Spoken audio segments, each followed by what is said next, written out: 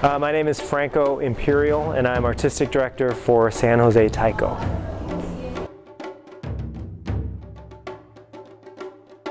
It started in our own San Jose Japantown from a group of students, college students, that wanted to explore who they were as Asian Americans. So they didn't want to copy what was happening in Japan. They wanted to create something that was new and that allowed them to explore who they were. And from that, in 1972, from a small group of students, we come to today. We're a nonprofit performing arts professional company.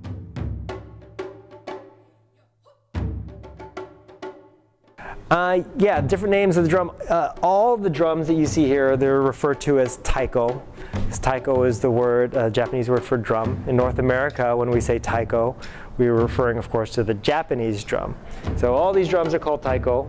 The big drum, of course, that's called the hiradaiko.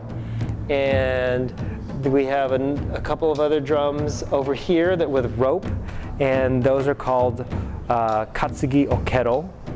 And those katsugi refers to the slung strap around the shoulder, and okero is the barrel drum.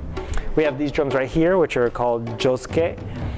And we have some smaller drums that are tied with rope that are called the shimedaiko. They're the high-pitched drums, and a lot more. Along with Japanese taiko, we also, San Jose Taiko, takes influences from other world music. So we have over there on the far side of the room, we have a kulintang. It's a Filipino gong percussion. We use samba percussion from Brazil. We use the African chekere, cowbell. We use the cowbell for some Cuban rhythms. So a lot of different instruments, different drums that we use.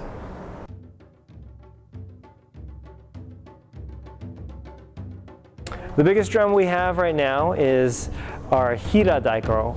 It's a drum that was built from the ground up in July by an amazing drum maker here in Northern California, up in Concord, named Toshio Kato, and he makes really good taiko drums.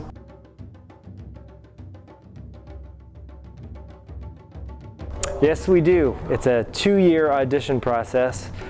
Basically, the first year is split up into 3 phases where they'll be evaluated, the group will be evaluated, and there might be some cuts.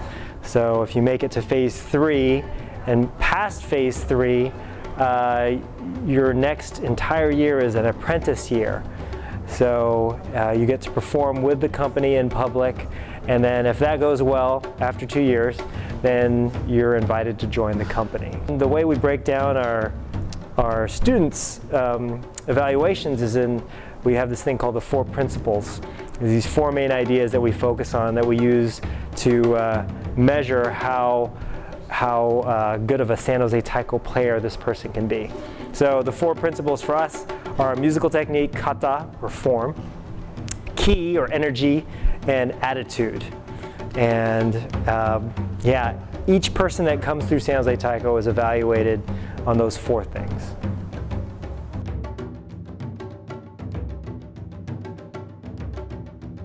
What kind of people like to join Taiko? There's not one specific type. We have people who love the music, love the sound of it, so they might be musicians or drummers and they might be attracted to taiko. We have folks that are dancers that are attracted to the movement and the choreography. We have athletes who love the physicality of the art form and the coordination it takes and the skill it takes to learn how to play well.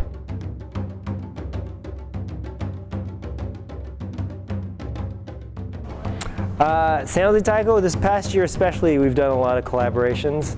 The collaboration we're working on for this concert coming up this weekend is with Abhinaya Dance Company of San Jose. They're a Bharatanatyam dance company. That's South Indian dance, and they have a very traditional style, yet within that style we've been able to collaborate with them and find common ground to to create something that's engaging for the audiences. So that's one.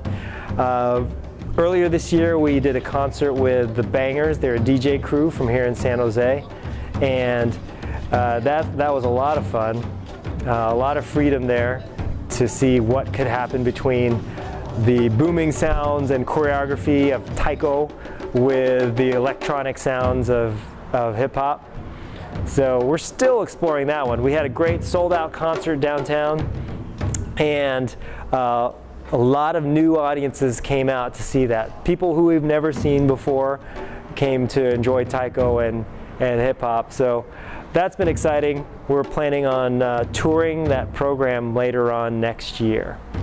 Yeah, we've just been kind of reaching out and seeing what's possible. So collaborations are always a great way for San Jose Taiko to kind of push the boundaries of the art form, but still use it as an opportunity to find out what makes us San Jose Taiko, what it is that we're bringing to the table for these collaborations. So it's been a lot of fun.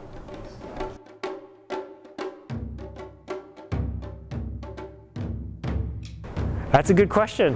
I don't know. Right now there's just a lot of possibilities. You know, after a year like this year where we've done a lot of collaborations, we'll sit down and we'll say, you know, what worked, what didn't, and see what happens. Right now, you know, we're touring, we're planning on touring more heavily, so we'll be focusing more in the next 1 to 2 years on the Bangers collaboration. And we're looking at revamping some of our other touring programs that we take around the country. So that's exciting too.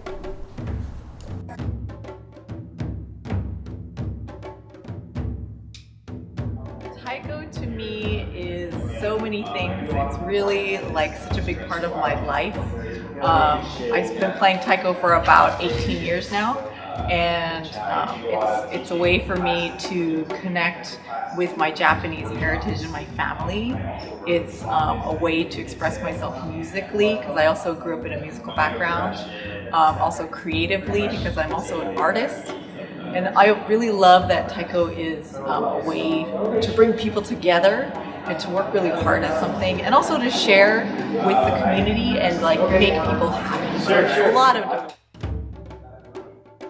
Taiko to me is well, it's the Japanese word for drum, but it also represents an art form that's really about self-expression. And I feel like it's one of those things that, you know, drumming is something that is kind of easy to get into. You know, you don't have to build up a real strong base of skills in order to produce a sound, but it's hard to master. So it's a really fun activity. Taiko to me is a lot of things. It's the music, it's the art form, it's the traditions, it's history, it's culture, it's connection. It's pretty much whatever you want it to be.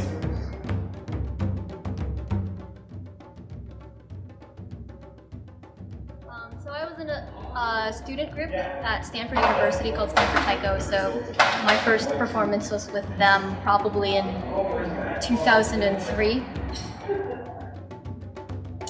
My first performance was at the Akimatsuri, which is the fall festival. It actually was the 20th anniversary of the Akimatsuri that I would have performed in was 2 weeks ago. I didn't know what I was doing compared to where I am now, but I look back at it and I could tell I was having just as much fun as I am now. My first Taiko performance, wow, it was a while ago. So I actually started playing Taiko in Japan.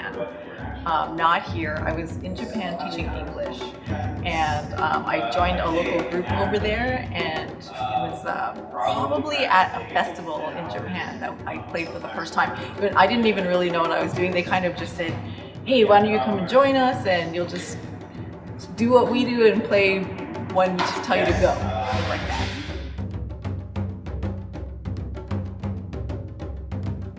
I've been playing with San Jose Taiko since 2006, so it's been about 7-8 years now.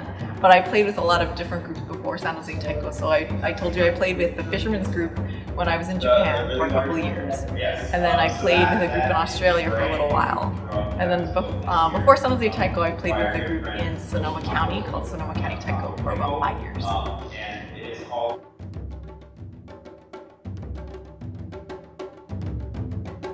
Most of us play a mid-sized drum. We call it a josuke. Different taiko groups have different names for it. I don't know if you can see any of them right now, but they're kind of a mid-sized barrel drum, hard-sided. And a lot of us cross-train on a lot of different drums. So there's smaller drums that are high-pitched and tied with ropes. There are drums that are tied with ropes that we carry across our body. We also have a lot of other percussion, clave, bells, different things. I also play the flute. There's a bamboo flute. Only a few of us play that in the group, so we all learn how to play a lot of them. Yes, I mean, we play a lot of different things.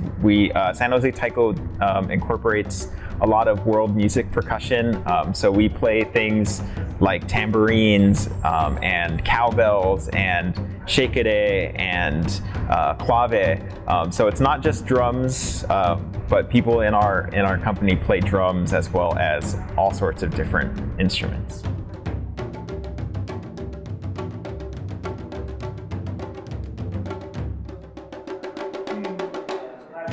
I had no idea what taiko was when I first saw it. I went to a festival to watch a martial arts demo, and I walked around and I heard taiko playing, and when I came back I had no idea what it was, but I knew I needed to get involved. So I auditioned for San Jose Taiko not having any idea what I was getting into. So PJ Hirabayashi, one of the founding members, kind of got me hooked. Kind of her personality and her message, and really got me to understand what it was about taiko that I didn't realize had been drawing me in.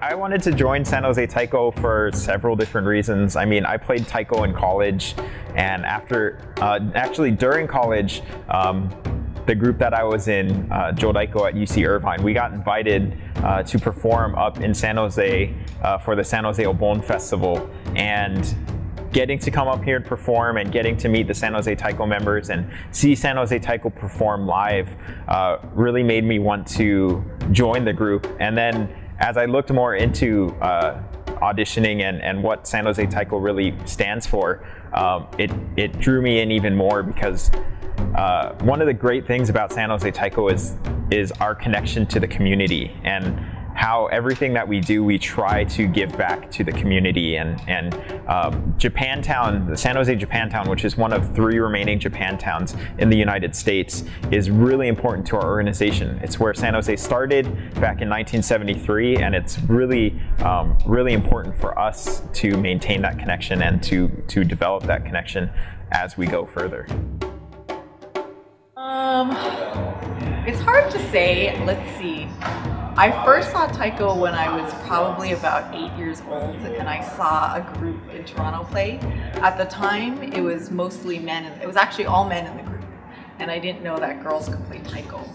So it was a long time later, when I was in high school, that I saw a group from Japan called Dekoza play, and they had a woman player, and that's when I went, wow, like, women can do this. I really want to do this. So I always liked taiko, but it wasn't until I saw this woman play that I really felt like I wanted to do it. So I had a friend at Stanford, and at that time I didn't know anything about taiko, but she'd taken a workshop with San Jose Taiko, actually, and so she dragged me with her to auditions, and we auditioned together. And yeah, I just kind of got into taiko from there.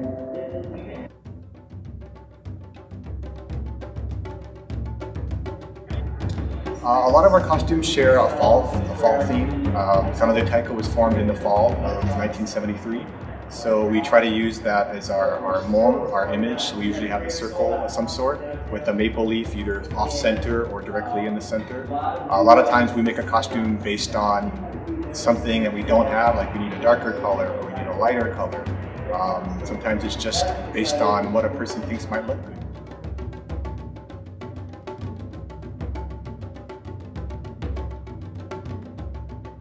When I perform, it's changed over the years. When I first joined San Jose Taiko, and it was the first professional performing group, I used to get really nervous. Yeah, you definitely, there's definitely a different feeling performing for an audience as opposed to just playing in practice, because while you still get to feel the energy from the fellow performers, whether you're practicing or performing, when you perform, you definitely you feel the energy from the audience. And that's definitely something that our group really likes to key off of, and really, we really enjoy feeling that energy coming back at us from the crowd.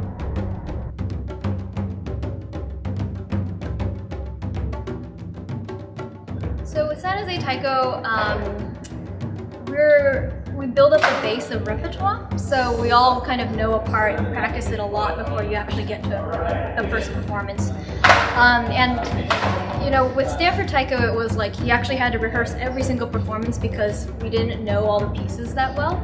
But with San Jose Taiko, in some cases, you just show up and you're like, hey, we're gonna play this song, this song, and this song, and you're like, okay, I know this part, I'm gonna stand here.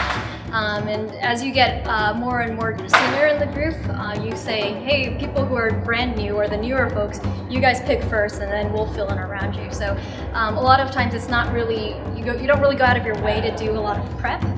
You actually just, show up and play because you know the part already.